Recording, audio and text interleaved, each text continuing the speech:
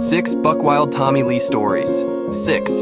Injected Jack Daniels straight into his veins. Most people drink whiskey, but not Tommy Lee and Nikki Sixx. They once thought it was a great idea to inject Jack Daniels straight into their veins. Nikki passed out immediately and later admitted it only happened once. 5.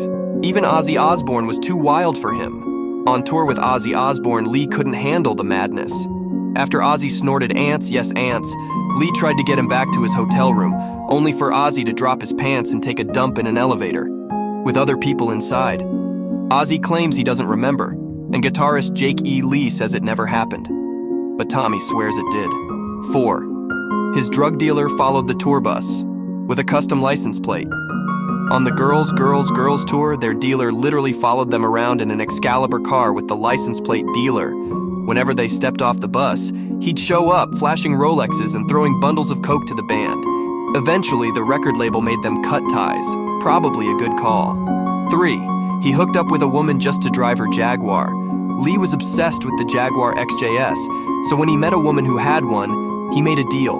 One night with him = one drive in her car. 2. Had to escape an angry boyfriend with a knife. Tommy loved hooking up in limos, but sometimes it backfired. His limo driver, Al Bowman, once had to speed away when a woman's furious boyfriend came after Lee with a knife. Lee jumped into the limo and they peeled off just in time. 1. He followed Pamela Anderson to Cancun and married her 4 days later. Lee met Pamela Anderson in a nightclub and instantly fell for her.